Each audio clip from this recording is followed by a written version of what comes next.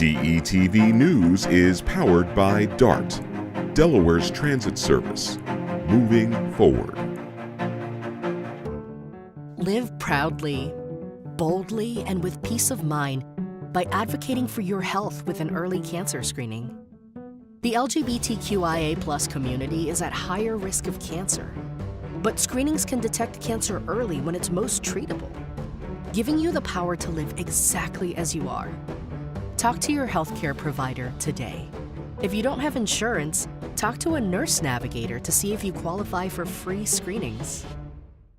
Delaware lawmakers have passed the budget. Find out how it affects you. Plus, Tranq dope is killing Delawareans. The state hopes that these tests will help curb overdoses.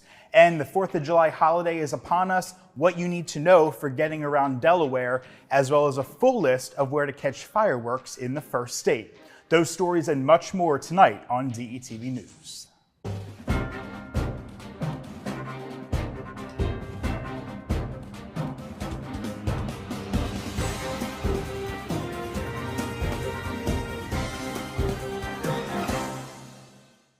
Hello and welcome to DETV News. I'm Matt Ford. Thanks so much for being with us. Topping the news today, Delaware lawmakers passed the state's $5.6 billion operating budget for fiscal year 2024. That's a nearly 10% increase from the previous year's budget. It funded all of Governor John Carney's main priorities, particularly raises for teachers and an increased investment in early childhood education. About $30 million was appropriated for both mental health resources in schools, as well as for covering the costs of growing school populations. The General Assembly has also approved $194.5 million in one-time funding. Though the budget overwhelmingly passed in both chambers, lawmakers warned of possible budgetary issues next year. The Delaware Economic and Financial Advisory Council predicted earlier this month a decrease in the state's revenue next year. So let's talk about what's in the budget. The budget will include a 9% raise for Delaware teachers who have the lowest average starting salary in our region. Other state employees for the second year in a row will receive a raise ranging anywhere from 3% to 9%. $20 million will go toward lower income students and English learners at Delaware Public Schools, as well as the Wilmington Learning Collaborative, a governing board that plans to oversee and improve outcomes for children in schools within city limits. The budget also includes nearly $49 million to cover the state's share of state and employee state retiree health insurance premiums, $2.3 million for the creation of a comprehensive residential lead paint remediation program, and $1.3 million to provide free legal representation to struggling families facing eviction. Delaware lawmakers took a big step toward closing a loophole that allows an open container of alcohol while driving in some situations. Now, under the current Delaware law, passengers inside vehicles are allowed to drink as long as the driver is not doing likewise. House Bill 119 would ban all open containers of alcohol in the vehicle, with the driver being subject to a $50 fine plus court costs and fees. House Bill 119 passed with a vote of 28 to 11, with one of the no votes coming from Georgetown Republican Representative Ruth Briggs King, who questioned during the committee whether carry-out alcohol would be permitted. Passengers are permitted to consume alcohol in 7 states, including here in Delaware. Here's where it poses a problem, however. Passengers holding alcohol can lead to an assumption that a driver was drinking, say, in the state of Virginia, while in Arkansas, passengers can have but not consume open containers. House Bill 119 heads to the Delaware Senate with the final day of session set for Friday.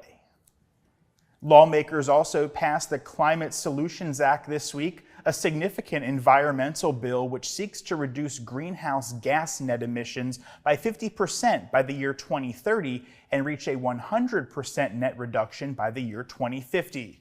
The legislation requires Delaware to write a climate action plan in order to meet these goals, with the intent that it will be updated every 5 years. Delaware is the lowest lying state in the nation. a concerning position as sea levels continue to rise. House Bill 99 now heads to the governor's desk. Most in the Republican Party have been against the authority that this bill could give to the Secretary of the Delaware Department of Natural Resources and Environmental Control. And the Delaware Department of Justice has indicted 3 men in the April 14th murder of Corey Mumford.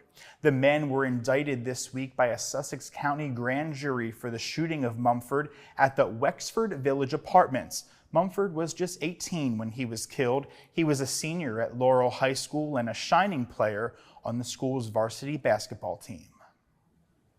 3 Newcastle County police officers will not face criminal charges following investigations into their use of force during a home invasion back in January in Manor Park.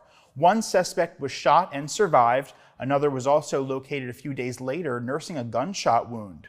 The Delaware Attorney General's Office Division of Civil Rights and Public Trust released its findings just this week, which were based on interviews as well as analysis of evidence, including body-worn camera footage.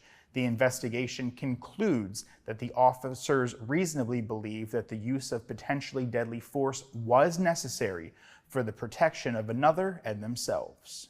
No one was hurt, luckily, but there was a lot of broken glass at a tanning salon at the shops at Naaman's Road, west of Shipley Road. An SUV jumped the curb and smashed into a brick wall and a plate of glass window.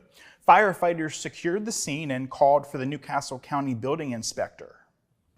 In other news, a groundbreaking pilot program to reduce opioid deaths in the first state has been announced this week. Delaware is the first in the nation to offer this new tool in the fight against the opioid epidemic. Here's DETV's Kaylin Pride with more.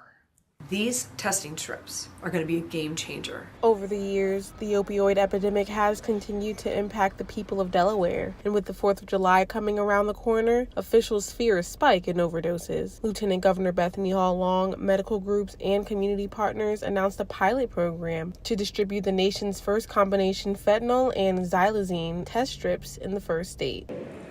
By providing quick and reliable results, these test strips offer a crucial tool for frontline responders, healthcare professionals, and law enforcement agencies to reduce opioid-related overdoses by equipping them with the necessary tools to detect and prevent overdoses as part of the state's harm reduction program.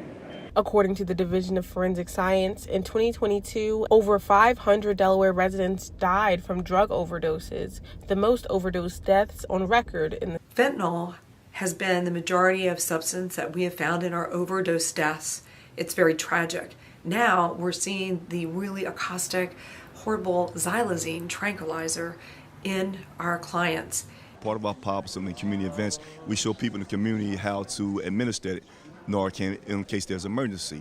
I had my brother overdose, and had I not had the training on Narcan, I wouldn't know how to administrate or administer and save his life. And so I've been blessed to do that, and I've been blessed to share this with various other places. The new test strips will be distributed at 3 Brandywine Counseling Clinic locations statewide. If you or anyone is struggling with addiction in Delaware, the following resources can help. We're thrilled that Delaware is leading the way with these testing strips, and we hope that others across America join us to save lives during this opioid epidemic. For DETV News, I'm Kaylin Pride. The Wilmington Police Department is warning drivers to do their part to avoid vehicle theft. Police are urging motorists not to leave their vehicles unattended while running or while having keys inside of the vehicle. Whether it involves warming up or cooling off a vehicle before travel or leaving a vehicle running while picking up something from a restaurant or business, police urge you to turn off and secure your vehicle whenever it's unattended. These simple tips, they say, can help prevent against vehicle theft. Police also want to remind drivers to avoid leaving any valuables in plain sight and to be mindful of spare or valet keys that might be left in their vehicles that could potentially result in a theft. And the Food Bank of Delaware has been holding drive-through distributions this week. The final one will be Friday at Delaware Park, Lot D, on 777 Delaware Park Boulevard. The distribution will begin promptly at 10 a.m. and it's first come, first serve. To help speed up the process, recipients are asked to have their trunks or back seats cleared. Now, you must bring proof that you live in the state of Delaware. That could be a state-issued ID, driver's license, utility bill, or something like a SNAP benefits card. This will be the last one of these distributions held until September. And the 4th of July weekend is officially here, with AAA Mid-Atlantic expecting around 14% of Delaware's population to be traveling. Here's what we know about Independence Day in the first state. AAA is predicting that 142,000 Delawareans will travel at least 50 miles this weekend. Almost 88% of travelers, or more than 125,000 Delawareans, will be hitting the road this holiday. Air travel is up nearly 11% over last year, with AAA projecting more than 10,000 Delawareans to fly to their holiday destinations. Travel by other modes of transportation, which was slowest to recover from the COVID-19 pandemic, is up nearly 24% over last year, with more than 7,000 Delawareans traveling via train, bus, or boat. Now, if you're anxious about driving around Delaware this weekend, you can check road conditions by looking at the Delaware Department of Transportation's real-time cameras at del.gov or download the Del.dot mobile app. Del.dot encourages visitors to the Sussex County beaches to buy a 3-day zone daily pass for just $10. They can also be used on all beach bus services. Riders can download the DART Pass mobile app for quick options and the DART Transit app for alerts about delays, detours, and more. And finally, we can't forget about the fireworks. As we sign off this evening, we're going to show you a list of firework displays all across the first state. With tonight's DETV News Edition, I'm Matt Ford. Have a happy, safe, and relaxing 4th of July weekend. Don't forget to keep your pets safe while you're enjoying those fireworks as well. Lauren Wilson and I will see you right back here next week.